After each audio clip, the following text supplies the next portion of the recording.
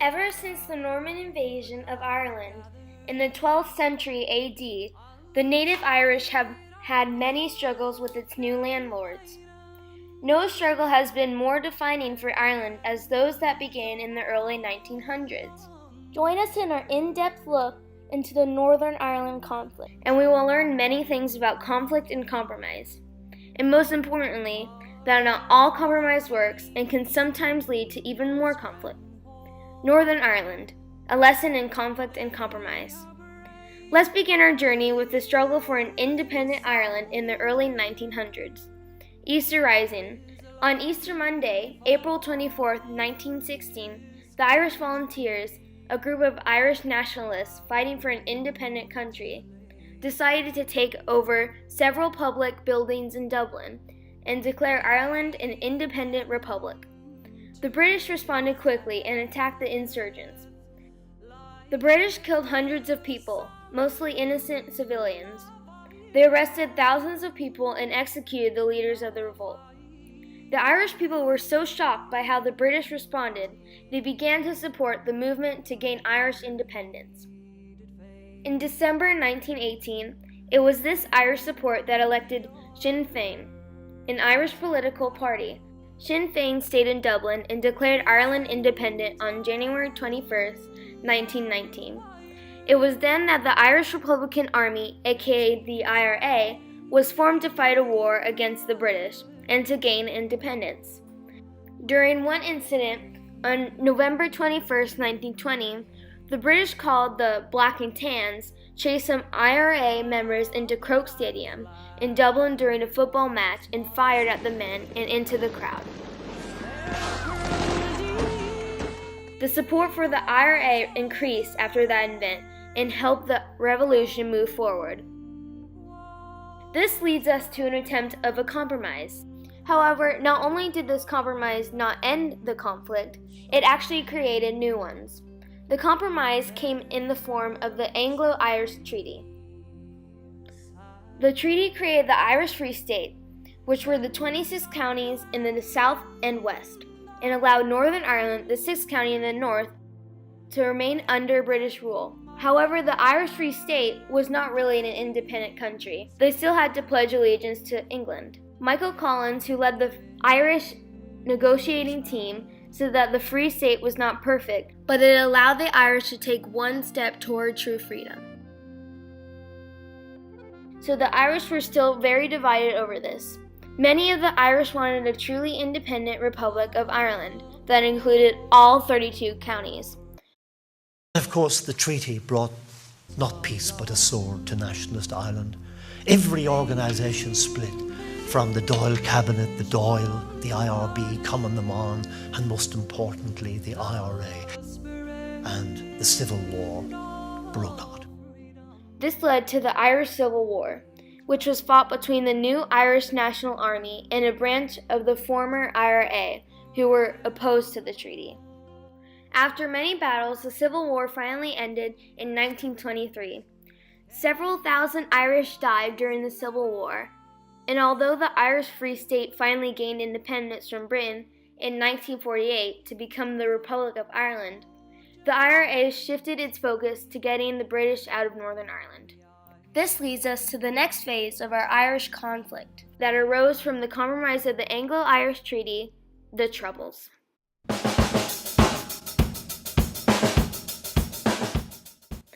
The Troubles is a period of history in Northern Ireland between 1969 and 1998 that involved the struggle between the nationalists, who are Catholic and want a British-free Northern Ireland, and the Unionists, who are Protestants and want a British-ruled Northern Ireland. After Northern Ireland left the Irish Free State in 1921, the Catholics and nationalists living in Northern Ireland were oppressed and alienated by the ruling Unionist, pro-British government. Catholics were discriminated against for jobs, housing, and voting rights, and were often targets of the mostly Protestant police force. This led to civil rights movements. On January 1, 1969, a 4-day civil rights march was held from Belfast to Derry. However, Unionists, also called Loyalists, attacked the marchers. Several months later, on August 23, 1969, Loyalists held a march in the city of Derry. The march went right next to the Catholic neighborhood called the Bogside. The Catholics felt threatened and began attacking the Loyalists, who fought back with the help of the British Army. This became known as the Battle of the Bogside and is considered the start of the Troubles. Riots and fights began to become more frequent.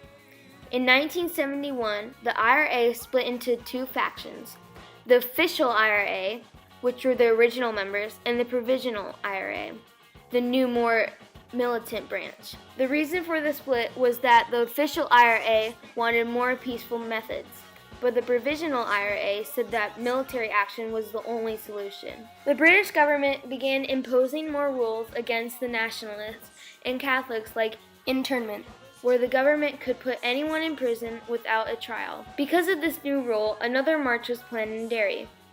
On January 30th, 1972, the British Army sent paratroopers to Derry to set up positions in the middle of the city to wait for the marchers. This tragedy has been called Bloody Sunday, similar to the Bloody Sunday that took place during the Irish Revolution. The paratroopers responded with firing bullets. 26 total people were shot. 13 died that day, and 1 died 4 months later. The British tried to cover up the incident and deny that these were innocent protesters. This led to increasing anger among the nationalist Catholics. A new Catholic nationalist army was formed called the Irish National Liberation Army. After Bloody Sunday, the Catholics and Irish nationalists began to show more support for the INLA, the official IRA, and the provisional IRA, also called the Provos. The amount of people willing to join these groups grew. This resulted in more gun battles.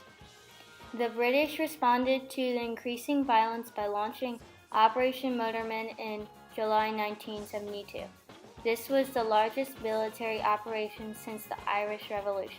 The British government sent in 22,000 troops into Northern Ireland to deal with the growing conflict. The bombings and killings continued throughout the 1970s and 1980s and 1990s.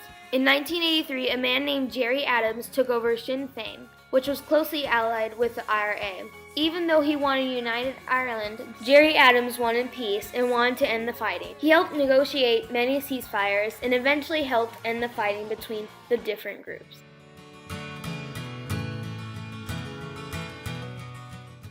After decades of fighting in Northern Ireland and after many ceasefires, peace between the Nationalists and Loyalists finally arrived in 1998. The Good Friday Agreement was signed on April 10, 1998 by the British government, Irish government, and the political parties in Northern Ireland. America's President Bill Clinton helped the different sides to come together. After a 30-year winter of sectarian violence, Northern Ireland today has the promise of a springtime of peace. The agreement that has emerged from the Northern Ireland peace talks opens the way for the people there to build a society based on enduring peace, justice, and equality. This was a compromise that eventually worked because it made the government treat Catholics as equals and respect their civil rights. Even though it took several more years for all parties to agree, it eventually did stop in July 2005. In 2011, the Peace Bridge was built in Derry to symbolize the joining together of the two neighborhoods that were always fighting each other, the Protestant Waterside and the Nationalist Bogside.